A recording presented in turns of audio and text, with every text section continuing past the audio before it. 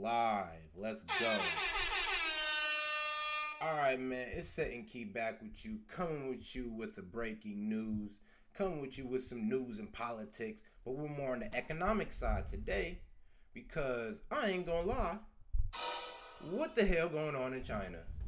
These niggas' economy is going down the drain for some crazy reason. And it's just blowing up all over the place. So let's go ahead and cover this shit. Let's get into it.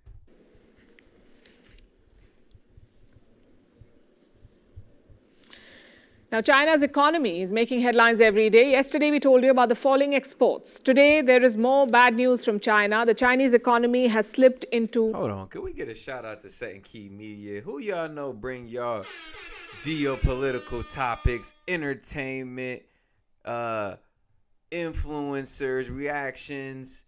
Who y'all know bringing y'all this type of wide variety of topics, this array of topics, man? We trying to bring y'all the best of the best. Come here for any type of entertainment. Come here and get entertained and get informed. Daily. Shout out S.E.T and shout out y'all for tuning in. All right, man. Let's Back to the video. deflation. What does that mean? Prices of consumer goods have fallen. Everything is getting cheaper. It may sound like good news, but it's not. Deflation is the opposite of inflation, and it translates into no economic growth. In other words, China's economy has tanked. The world... God damn. He's like, so pretty much everything is getting cheaper in China, which means niggas ain't making no profits. Niggas ain't making, like, the profit margins are getting lower across the spectrum on all businesses. Bruh. That is shitty. If you really, if you know economics and you know your profit margins and stuff, you're telling me if you got to keep lowering your prices because of the economy and really nobody's spending, and their housing market is already like wild as hell. That also means the job market isn't shit as well. Yes, it is most likely. Yep, man. But let's hear it from them, because ain't no way. There just ain't no way. Because it sounds crazy. China, right? We thought this was the rival, the number two. If anybody, we thought this was gonna happen to Russia before y'all. is talking about it. Well. Amazing. But the people of China are not. They're wary. Officials are resorting to self-censorship. They're refusing meetings and watching their backs. They're afraid of inviting Xi Jinping's wrath. We'll tell you all about it, but first the numbers. Consumer prices have fallen in China. It's the first such fall in 3 years. Last month's consumer price index is out. It fell by 0.3% year on year, meaning it's 0.3% lesser than this time last year. In the month of June, there was no change. Prices did not move. In the month of July, we have seen a fall. Now, what is the consumer price index? It is a measure of inflation. It tells us how consumer goods are priced. And what kind of goods are these? The kind that we buy or use every day. Stuff like food, clothing, transportation. Their price... On some real shit, nigga. We need some damn deflation. Fuck, we going through the opposite of what they going through. And you see how it's kind of crazy how the balance of it is. Too much inflation is bad. Too much deflation could get bad. Because your prices get too high. Yeah, okay. That means our dollar is getting bad. But that doesn't mean our companies are doing bad. But deflation, man, that means the company... And that means the dollar may be strong, but the company is shit. The company and the consumer is affected with deflation. It's like there's not enough people out here buying. Versus inflation, the companies are really just passing off the cost of production or whatever rising cost to the consumer. That's why the shit gets more expensive. They're just passing the cost off to us. It's like, yeah, my nigga, like, all right, shit. Well, they making it more expensive on us. We got to make it more expensive on y'all. Deflation, it's like, bro, shit getting cheaper and cheaper, bro. We got to make shit cheaper and cheaper. Man, shit, we down bad. The consumer and the companies are down bad. Eesh. Prices are falling in China, and that's bad news for the Chinese economy. When an economy deflates, everyone suffers the consequences. Prices fall because people are buying less. And you know what happens when demand falls? It impacts production. Factories make fewer goods. This has a trickle-down effect. Fewer goods. That means workers get fewer hours, which means that there is fewer disposable income within China.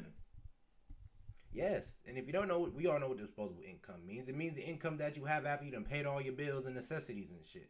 Yes, it's that you go out and spend on bullshit, your disposable income. There's less of that in China because people are getting less hours. If anything, these niggas are only getting enough hours to pay their bills, and after that, they in the crib not buying shit. Yeah, so she pretty just much went over what we just was telling y'all. Everybody's affected in a deflated economy. And let me put it in perspective for you. Let's just say you go to work one day and, you be working your 40 hours, and across the board, they say 25, right? You're like, oh, no, fuck that. I'm going to try to go to another job. You go to another job, they're saying 25. The next job, 25. The next job, 25. And it's all because we're having a deflation problem where we don't need that much goods.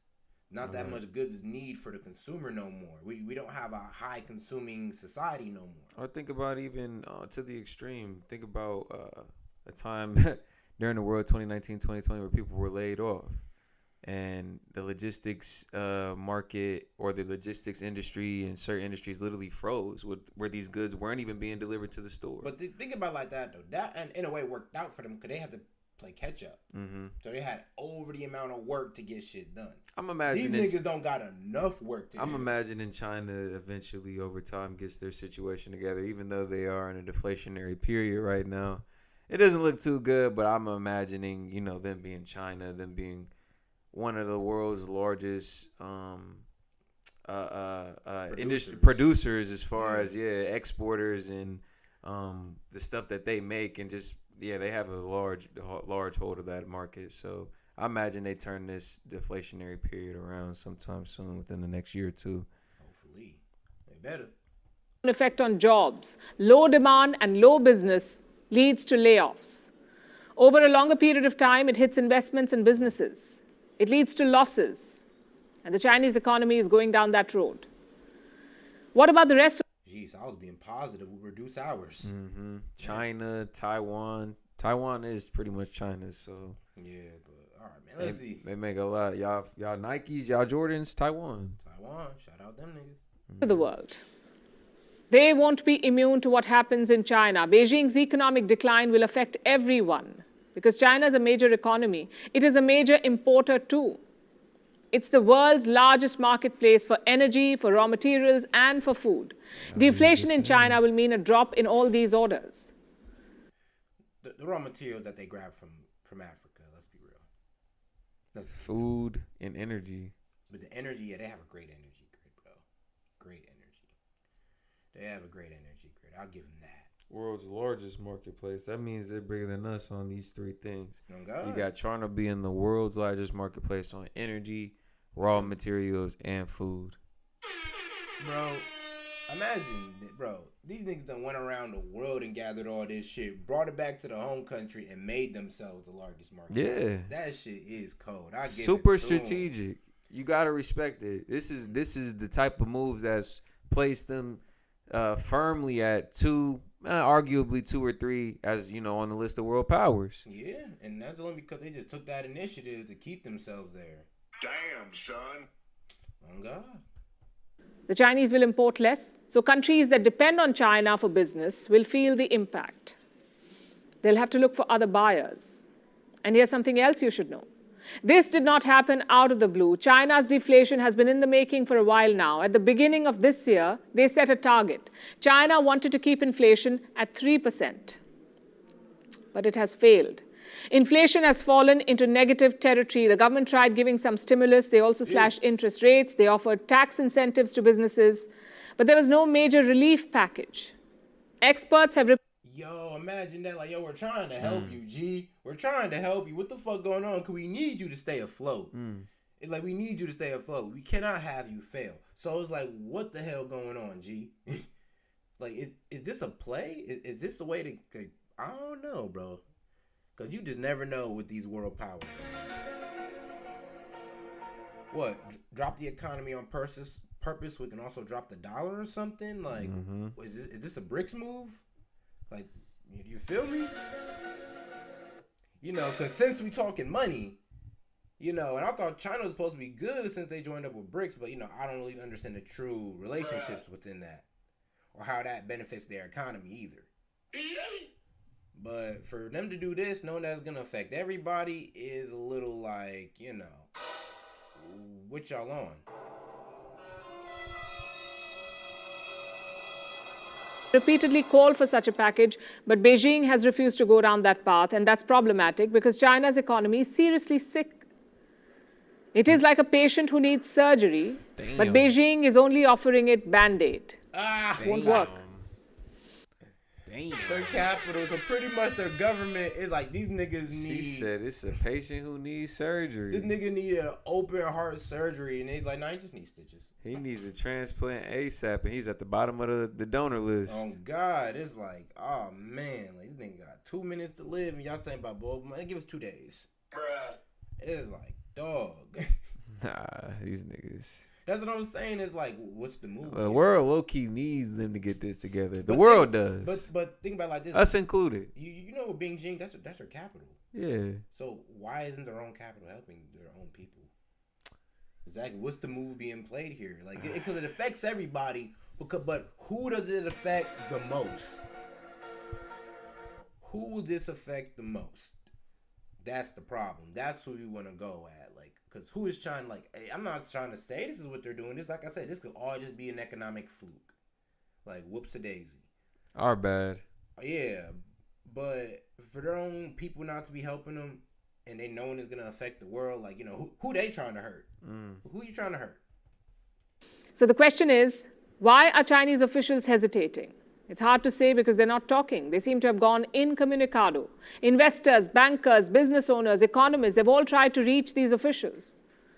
And these are people who regularly visit China. They hold frequent interactions with technocrats. But in recent weeks, they haven't been able to get in touch. Reports say invitations for coffee or dinner are being declined. If they do get a chance to meet, there is no frank exchange of opinions, official in extreme cases.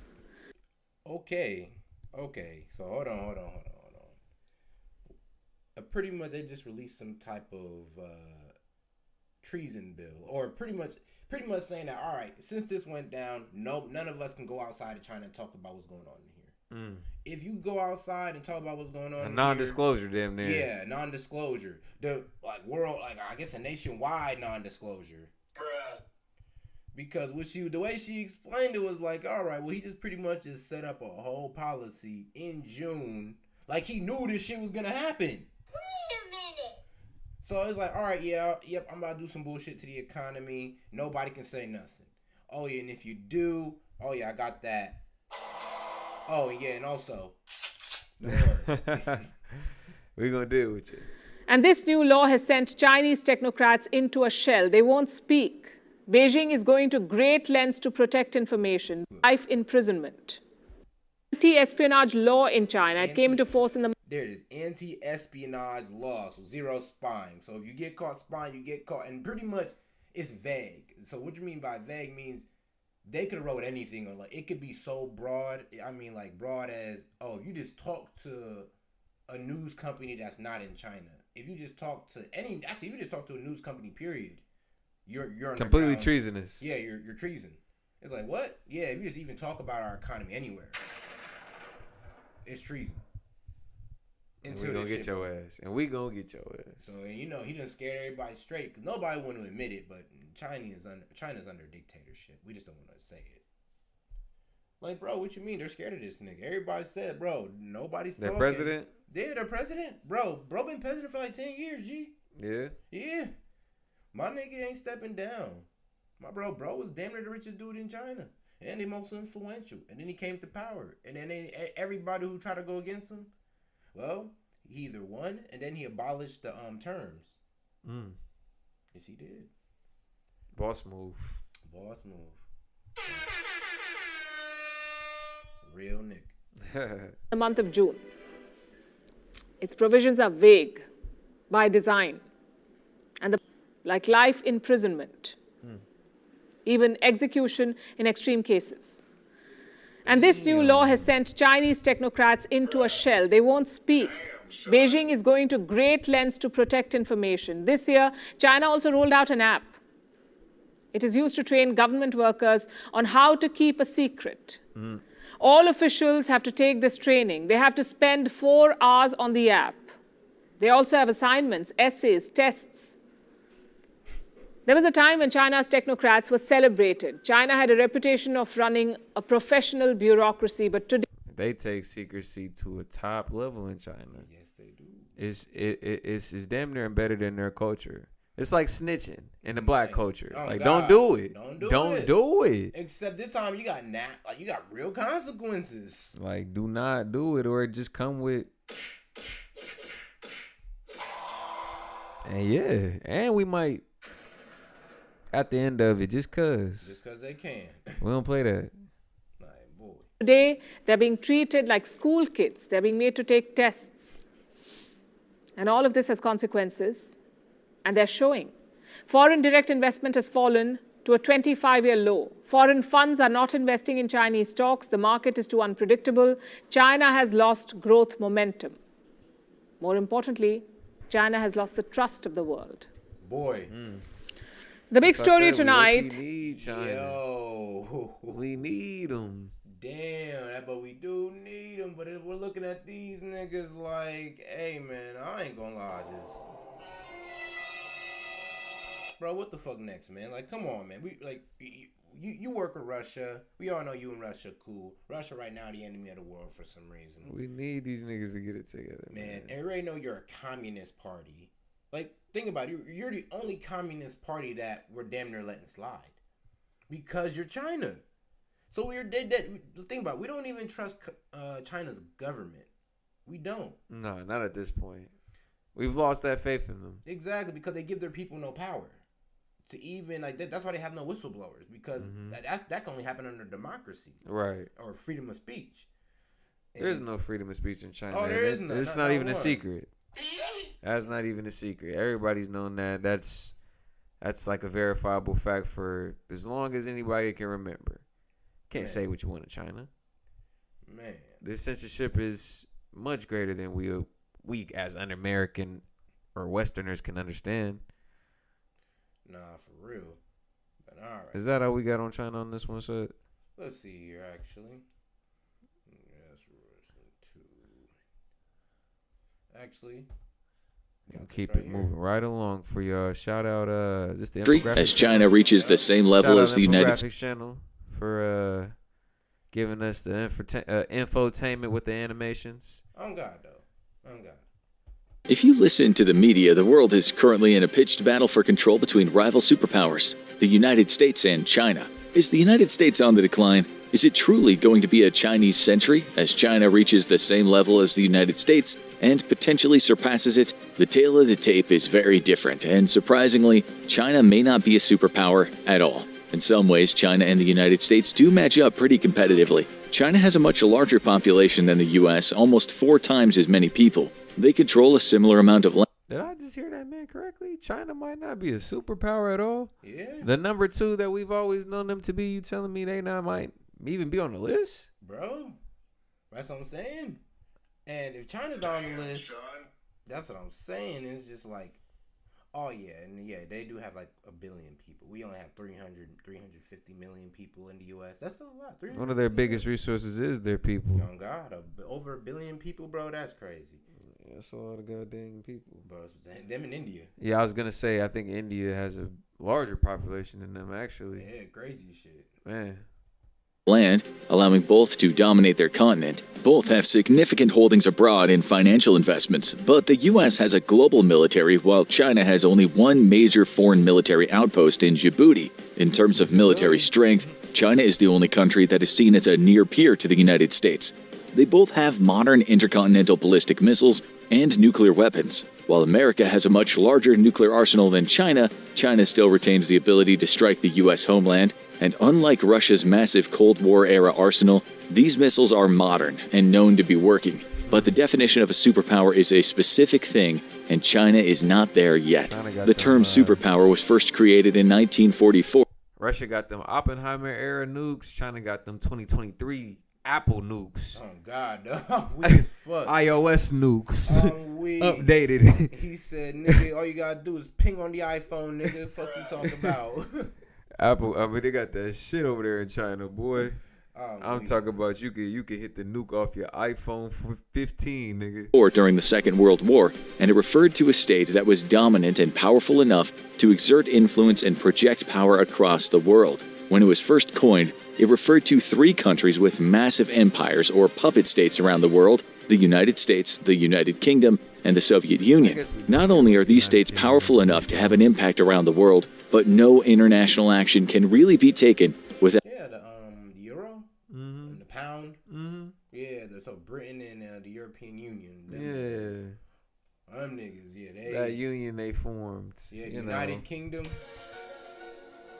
That union they formed, the EU. Yeah, and the United Kingdom and all that good stuff. You don't want to fuck with these niggas. Yeah, it's not somebody you just want to go against like that. Oh God, but hey though, yeah, I'd rather live there. I'd rather live in there than with these niggas over in China. Yeah.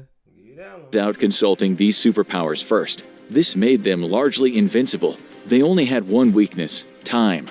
This trio of superpowers wouldn't stay that way for long. The United Kingdom saw its mighty empire, which spanned the world at its peak, collapse in the decades after World War II. While the UK is still a powerful nuclear-armed nation, it doesn't have nearly as much power on the world stage as it used to. For a while, the US and the USSR were about as close to global equals as you could get, until the USSR saw its communist government fall, and many of the countries it had conquered split off from its sphere of influence. Its current leader, Vladimir Putin, has no problem acting like Russia is still a superpower, but he learned a harsh lesson when his invasion of Ukraine ground to a halt while the rest of the world threw their money and support toward Ukraine. Russia's also found itself under sanctions and cut off from much of the global economy, showing that today's Russia is nowhere near as influential as the USSR. Then that leaves the United States standing alone, the world's superpower, right? Many have talked about the decline of the U.S. on the world stage, with recent events not helping to inspire confidence that the state will remain the #1 spot. But is that actually impacting its global prestige and influence? Not really. After all, it's still a key member of NATO, a permanent member of the... And we protect all these niggas. Let's not forget about that, boy. Some of these other countries only really know peace because we there sometimes. And yeah, we do F them over for the resources, but hey, we still give them protection. Sometimes. I ain't gonna say we do it perfect all the time. America, everybody's aggressive, annoying older brother. Oh, God, though. Like, shout out us.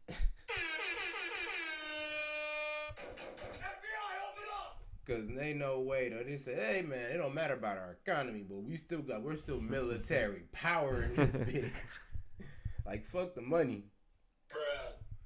Like, if America want to go full on ballistic, it could try to run up and everybody shouldn't be like, yeah, we want the gold, diamonds. Oh, you thought we were going to give you no. Pillage the world. They could pillage the world if they really tried. It would be terrible. I know it's going to turn into a world war, but yeah, hey, we might win. Never know. There we go. The UN Security Council, and by far the largest economy in the world. Its military spending is the highest in the world, and its military is state-of-the-art and only getting stronger. If anything, the fear over the U.S.'s seemingly instability might be because people see it as an indispensable global cop. Who knows what would happen if its leadership fell into the wrong hands, or if the country became involved in another bloody civil war. And it's not clear if there would be anyone to pick up the slack. China's rise has gained a lot of attention recently, as the Asian nation established itself as a dominant regional power and started making moves outside of Asia. It continues to claim Taiwan as part of its territory, but hasn't made any investments in Africa, means that the continent could become a staunch ally in the future. All this put together makes China look like a superpower on the rise, but looks can be deceiving. During the early part of the 21st century, China's rise was the talk of the world, and they certainly acted like they were expanding fast. But since then, a lot of factors have converged to stop the country's rise in its tracks. The first and potentially biggest is a growing population time bomb. While China is still currently the largest country in the world by population, it's expected to lose that title as early as 2023 to India, largely due to China's very low birth rate. This is partially due to China's extended one-child policy, which lasted for decades and led to many couples having only one boy. That left China with a massive gender gap, and many young Chinese men were left without wives. That was like a curse, pretty much. Damn. That was like a curse, because, bro, that's fucked up. Because think about it. Nature damn near tells you to have mostly females. Nature damn near tells you to have mostly females, G. So the fact that nature said, oh, you want to fuck with us? All right. Oh, you want to pretty much put baby making on a policy? when it's supposed to just be a part of nature. Got you. I mean, I'm gonna give y'all niggas only boys. So the number of boys that they had during that time period was like unprecedented. 10 years of just nothing but boys, basically. Damn. That's scary. That is scary, bro. Oh, man. Nicknamed bare branches by the media, while the policy has since been rescinded, old habits die hard, and it's rare to see a Chinese family having many kids. As the population ages, that could cause long-term problems. It's not the only ticking time bomb for China's future. China's rise has largely been caused by its economic expansion, something that's become possible when the Chinese Communist Party ended its strict allegiance to Marxism and shifted to a state-run capitalist economy. The country's managed to pick up a lot of the world's manufacturing, particularly of technology, and that's given it a lot of sway. But people are becoming increasingly hesitant to invest in China due to how their products are made, often by prisoners with little to no safety protections, as the internet made it easier for news to spread around the world in an smart. I ain't gonna lie, that's smart. All right, cool. Like, they're prisoners, nigga. What? Like, well, I need protection. We don't give our prisoners protection. Who are we to judge them? We do the same shit. Honestly. Yeah, it's like, what? instant, it became harder and harder for China to keep its secrets, and that means China could see its ace in the hole become a pair of twos. Many companies have moved their manufacturing efforts to other countries, with India, South Korea, Vietnam, and Taiwan all becoming major hubs in recent decades. This is particularly the case for Taiwan. Live and work in Taiwan remotely. Making damn near $500,000. $250,000. Doing some crazy shit with these chips. In your phone? These semiconductor chips that require phones, cars, any touchscreen device you could think of, computers, tablets, TVs. Man, all over there in Taiwan now. Yep. Brought them, boy, big business. Let's get real. In a hurry, odds are the rest of the world will rush to defend Taiwan, which leads to the other big question: could China actually win such a war? China makes a big show of its military strength, frequently conducting war games off Taiwan and placing its ships in neutral waters. But it primarily projects military strength right now in one way: intimidation. Its ships are modern and powerful, but China's huge military hasn't been fully tested in combat in decades. As one of only a few nuclear powers in Asia, and the one with the largest arsenal, it is the biggest bully in the local playground. But is it the biggest bully in town? The answer is probably not, as the U.S. largely outclasses it in military strength. China might be able to win most local conflicts, but if the U.S. gets drawn into the fray, China's choices would likely be back off or threaten the use of nukes. And that paints a pretty clear picture of who the current superpower is. Of course, China's biggest challenges to its potential superpower status might come from within, not from its rivals. China has frequently been mentioned as a potential second superpower, but as the country modernizes, it might actually be less likely to be a superpower. That's because China's population is increasingly educated and politically active, and they realize that they live in a country where they haven't had any real say in how the government is run for over 70 years. In the past, protests against the CCP have been put down rather brutally, but the country hasn't seen anything like the massive protests against the COVID-19 lockdowns in its history. These organized protests have become too much even for the usually tough CCP, and that disease might be China's downfall. When COVID-19 first appeared on the scene and turned the world upside down, China acted coordinated revolution on the trend in for China here. They do not want to go, pretty much. They was like, bro, fuck this shit. Y'all not, bro, I'm not getting taken back to what y'all be doing. I'm not going inside all day. Not getting no pay. It's like, I don't even get to decide who the president is. I don't even get to decide any laws or anything. What's going on? Like, this some old bullshit, like for real. Yo, if I was in China, I'd be too mad. I'd be like, I gotta get up out of here. Educated and politically active. But giving them the education is to torture them with the idea that you're not, but you can't do nothing with it. Right.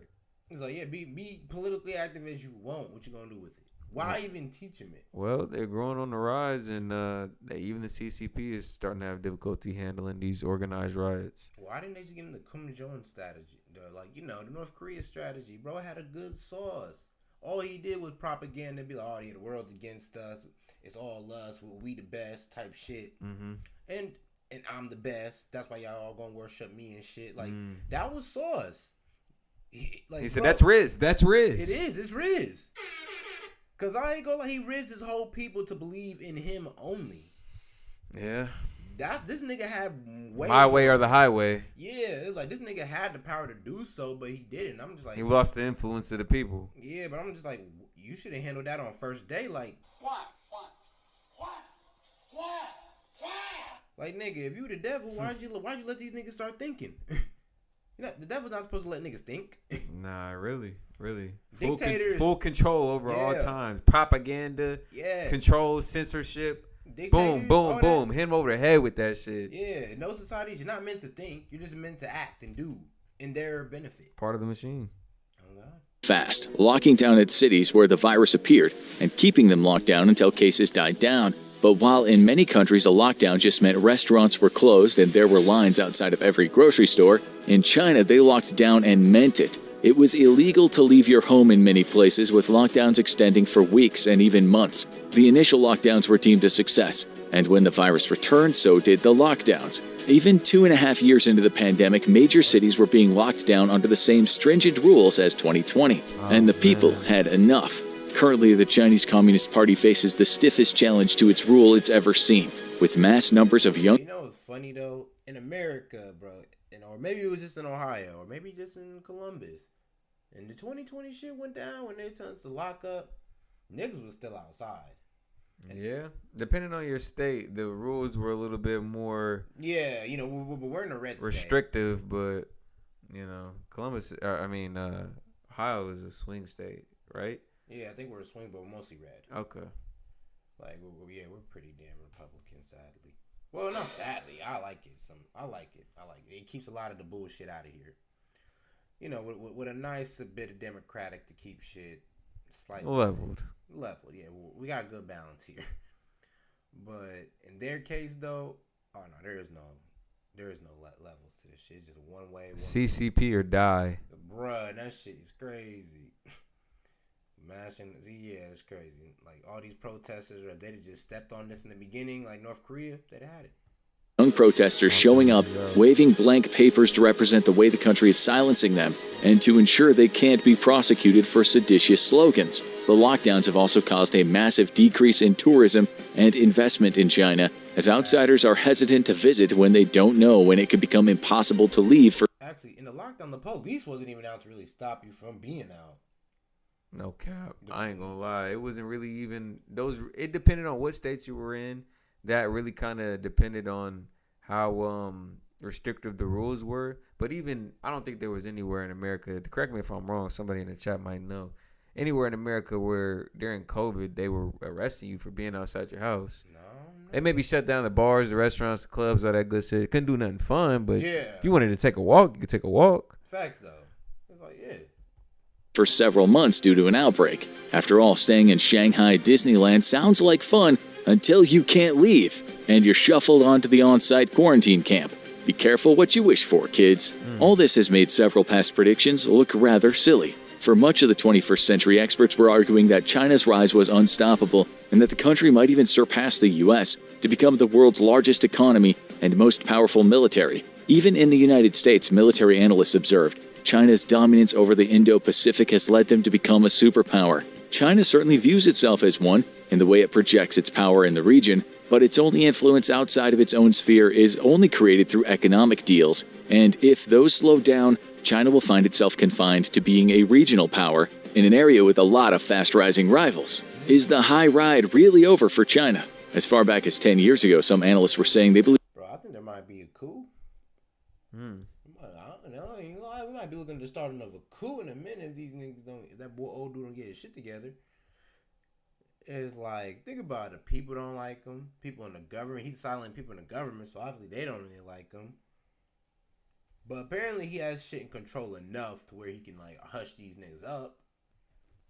But we'll have to see, because from what this video is telling us, there seems to be a growing population of people, like you said, that are not fucking with it. Yeah, they're starting to really have issue with it and are gaining the courage and the numbers to speak out and act out on this shit. The riot numbers are growing.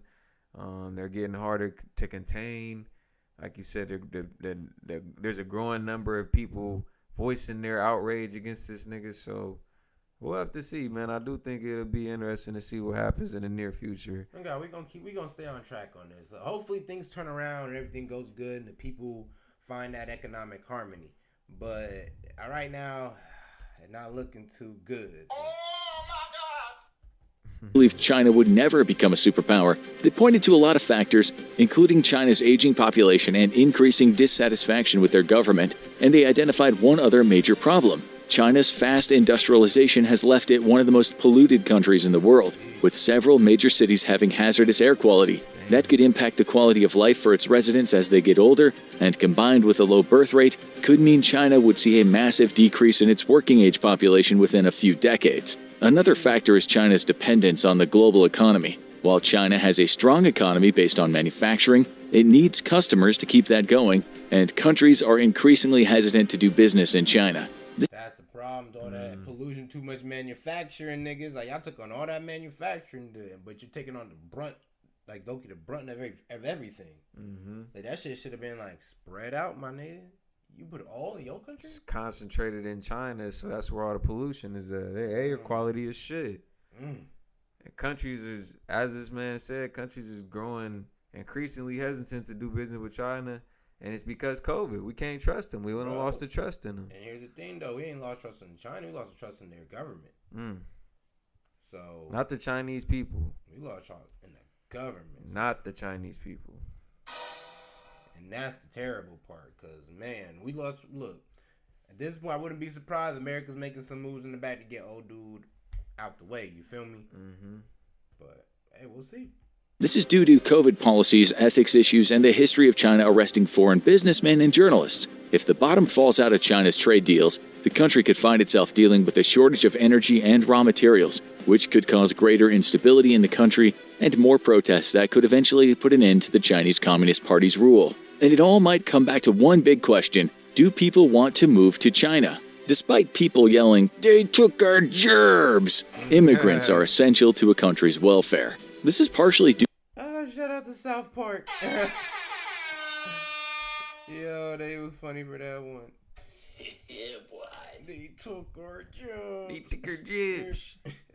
Oh, shit. Due to needing a workforce if the domestic supply of workers isn't enough to replace those leaving the workforce. But it's also the equivalent of a high-powered sports draft. If a genius immigrates to your country and sets up a new business there, it could be a multi-billion-dollar boon. Chinese-American professor Amy Chua argued that China will have a problem attracting immigrants in the future due to other countries having greater incentives. The country's authoritarian tactics and uncertain future might be other roadblocks. And the worst part is, few of these factors are likely to change. For China to become a superpower, it would need to keep building on its successes. But the opposite is actually likely to happen.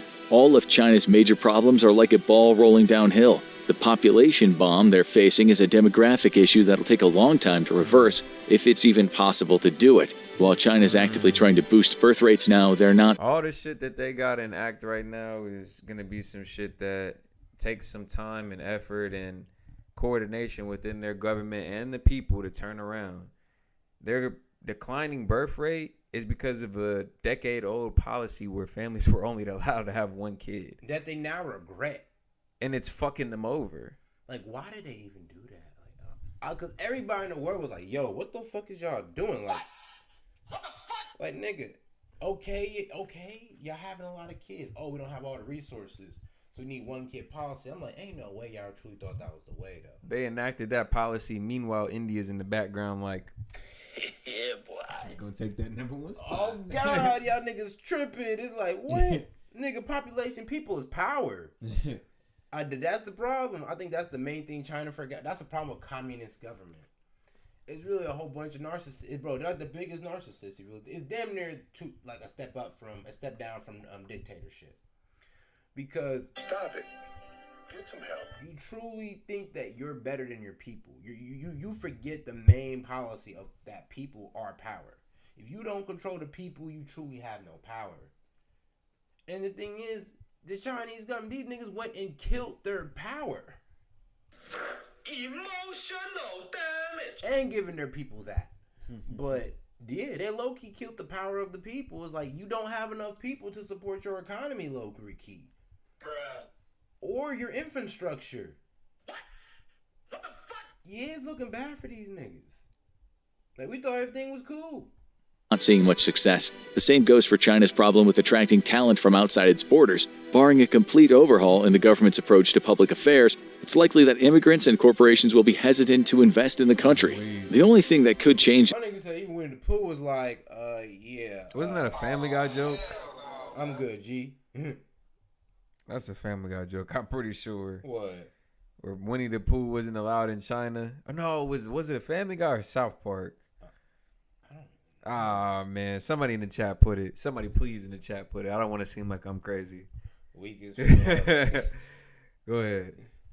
This is a massive overhaul in China's system of government. And if that happens, the future would still look uncertain. Say China's massive student protests continue and eventually bear fruit. Much like in Russia during the 1980s, they got a new leader who takes real movements toward reform. Democracy is introduced and people get a say. And eventually the CCP ends its grip over the country and allows something new to take its place. This is a massive change and one that will likely turn China's focus inward for the better part of a decade. The CCP's expansionist efforts will go on the back burner, and a China in flux will be less likely to seek military conflict. Foreign investors will likely be waiting to see which way the wind will blow before making heavy investments. The result might be a stronger, more free China that's able to better compete on the global stage. But it'll take a while to get there, and that'll mean China gets further and further away from being a global superpower while the US continues to consolidate its role. So, is the US likely to remain the sole superpower indefinitely? At first glance, it seems likely. After all, China is the closest competitor, and it looks like it's getting further and further away.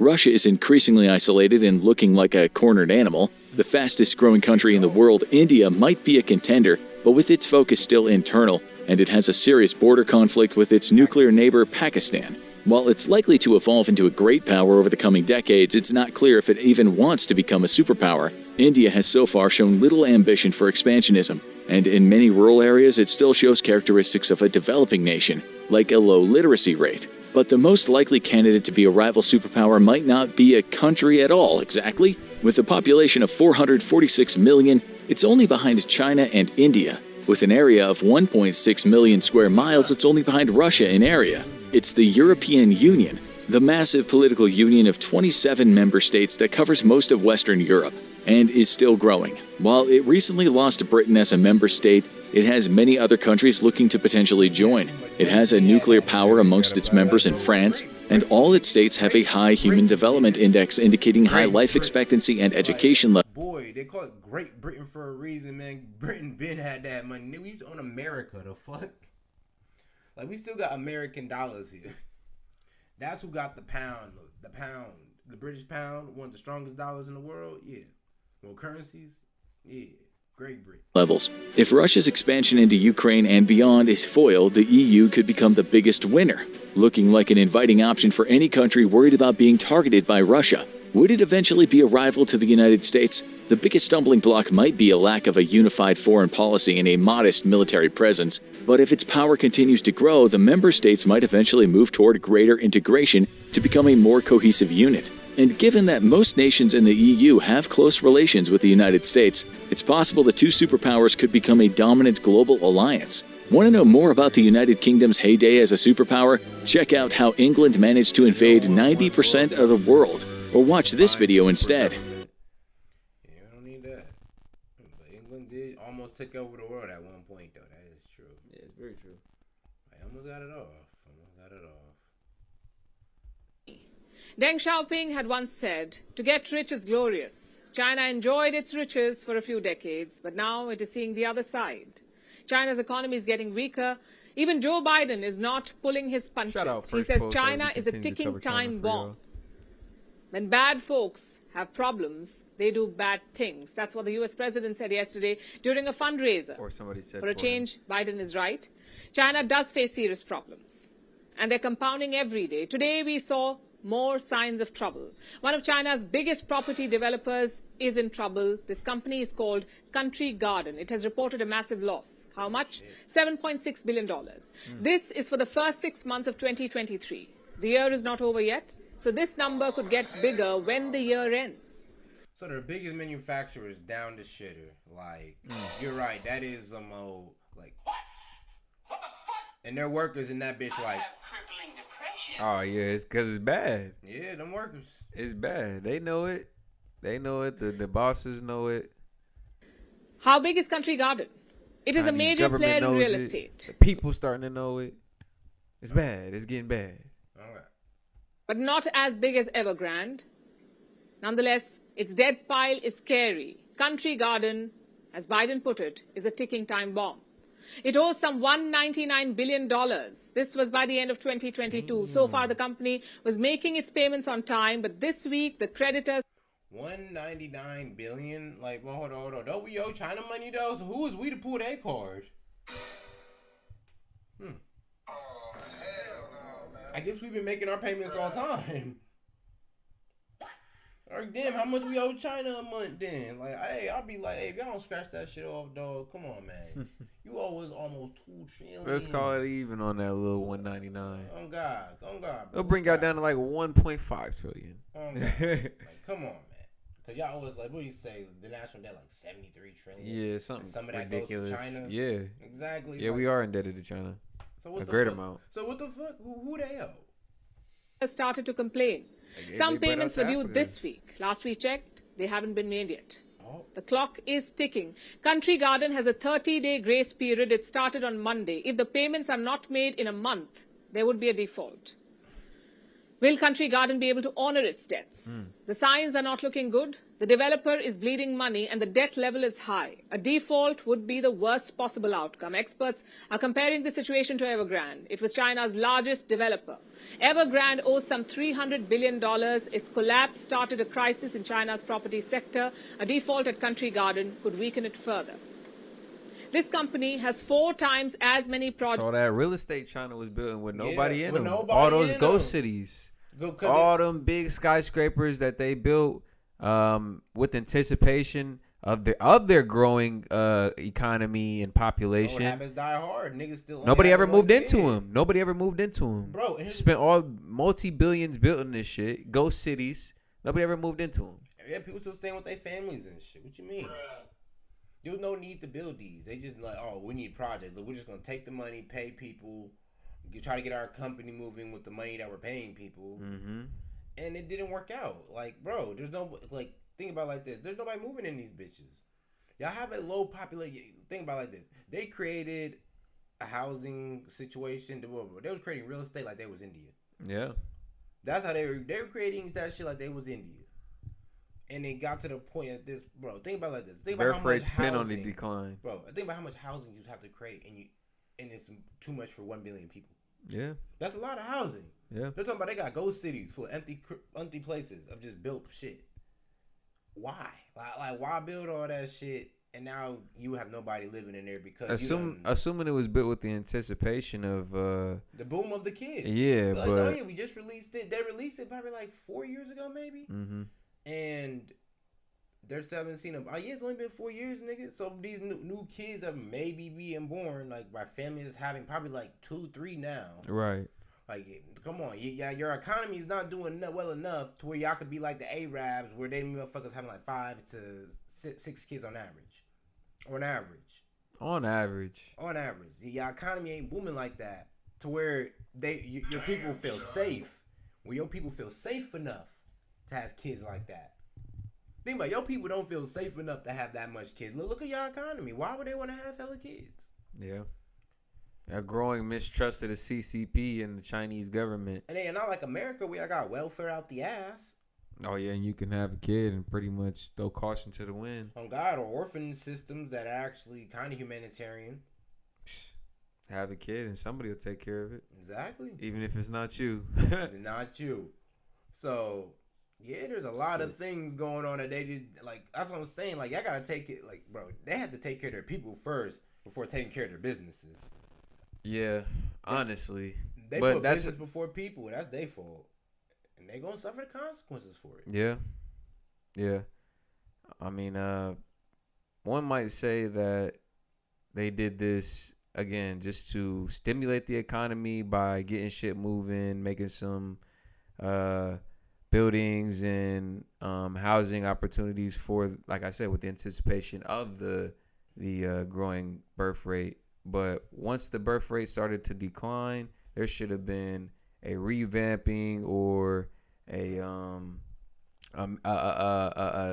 turning of the plan, because this shit has ultimately just fucked their economy. Right. One of China's biggest companies, and 7.6 billion loss, 199 billion in debt. It's bad. That's bad, bro. It's fucked. Shit. Projects as Evergrande. So a default will have ripple effects. China's economy depends on the property sector. It's an important source of growth. It contributes to 30% of the country's GDP. Sales have failed to recover. In July, they dropped by more than 33%. The last thing China needs is another default. But like we've told you before, debt is a big issue in China, and Beijing is grappling with it on multiple levels. A default in real estate would be a disaster, but a default by the government would be a catastrophe. China's local governments are also struggling with debt. They've borrowed heavily, and they're unable to keep up with the payments. This is similar to the crisis in real estate, only the scale is much bigger. When local governments were on a borrowing spree, Beijing looked the other way. A lot of loans were off the books. They were not recorded. Damn. Until the crisis got too big to ignore and too difficult for provinces to manage at their level. So how much is this debt? Well, there is no official number, because remember, they're off the books. You telling me since Beijing most of these loans was letting small provinces take loans off the books? Yeah, they don't even know how much. How is that even? Damn, son. How is that even possible? Bro, I'm looking at it like government loans, $1 billion loans off the books. Oh, here you go. Bro, I ain't gonna lie, that'd have been lit. That'd have been lit. What? You got a loan off the books, boy, from the bank? Oh, hell This basically saying, bro, we're not gonna put any, bro. That means there's no interest. Yeah. There's damn near no time limit. Nah. It's all on a handshake. Yeah, just take it. And we're gonna put it in your account. Yeah, for sure. Here you go, right here, right now. Somebody controls too much money in China. There's no way. There's just no way. Dude, like, they gotta have like a mean, crazy Federal Reserve like we do, just printing off money like that to the point where, oh yeah, here, take it. Yeah, it's gonna fuck y'all over anyway, but take it. Like crazy. Oh, man, this were is not confusing. recorded. We only have an How did estimate. China wrap themselves up in this situation? And this is an estimate from Goldman Sachs. They say the total Started with neglecting the people. Oh. Now Goldman Sachs, China sends finance expert to tackle regions. liabilities stand at $13 trillion, $13 trillion. What? Beijing is finally making an intervention. They have dispatched teams of financial experts. They have dispatched teams of $13 trillion. At $13 trillion. This is an estimate from Goldman Sachs. They say the total liabilities stand at $13 trillion, $13 trillion. Beijing is finally making an intervention. They have dispatched teams of financial experts. They're going to more than 10 provinces, those that are the weakest financially. What will these experts do there? They'll scrutinize the books, assess the liabilities, and then find ways to cut debt. What kind of solutions are they planning? They will want to raise more debt, apparently. We got a new report today. Apparently, debts at the grassroots will be transferred to the provinces. Loans worth $139 billion will be shifted. And how will that happen? Well, the provinces will raise money. They will issue bonds. And oh, the fuck on. So they just shifting debt? Like, all right, look, we're just going to shift your debt to somewhere else. So now you ain't got no more debt. All right, what? All right, we're just going to shift your debt to, like, maybe, like, another company or to us. We'll pay it, and you're good. I'm like, well, nigga, what? Like, Yeah, don't worry about it. How does this work? It's going to move that money over here, and then, yeah, we're just going to scrape it off of that. Bro, they're playing a game of Monopoly, and they're cheating or something. Like, oh, yeah, like they're just reaching into the money pot and be like, oh, yeah, here you go. Oh, yeah, make sure you pay that back. Oh, don't we do the same thing? Yeah, low-key. But damn, but they doing it live for the world to see, though. This is a little too obvious. Going into our Federal Reserve, just printing off more money. To give to Ukraine, yeah, that is a bit Oh, wild. come on. Yeah, we buck wild for that one. I'll give it to them. use that money to pay off debts at the local level. They've even given a name to this idea. It is called the Refinancing Bonds Program. Under this program, every region has been given a quota. This is basically a borrowing limit, a quota. It might sound like a bailout, since officials at the provincial level are effectively buying out debts at the grassroots. But don't be fooled by the jargon. China is just playing games with bookkeeping. Yeah. Raising more debt to pay off existing loans does not solve the problem. It is just financial sleight of hand.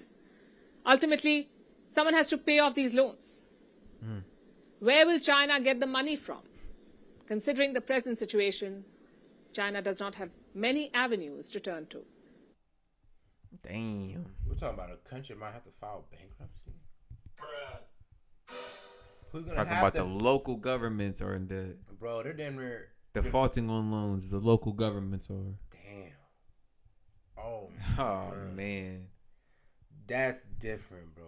It's look your head, man. You got it. Oh, hell no, man. Cause whoo.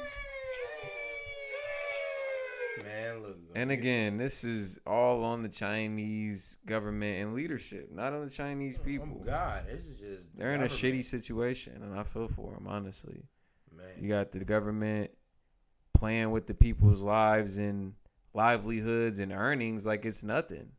Defaulting on loans, taking off the book loans. Nobody knows how much they took. No interest rates for paying this shit back and reverting this shit back to normal. It's just all fucked. It's just spiraling out of control. Bro, just like, bro, yeah, we're gonna add more debt so you can pay your debts, and it's just like, nigga, what? It's like taking out a loan to pay a loan. It's like, nigga, this doesn't help nothing. It's a dangerous situation, like you said, when you got selfish, narcissistic people in control of the money and the power. Yeah, they're doing what's best for the leadership and interest at top, but fuck the people at the bottom. Yeah, and then these people just keep the wheel rolling for us. But the people at the bottom is y'all power.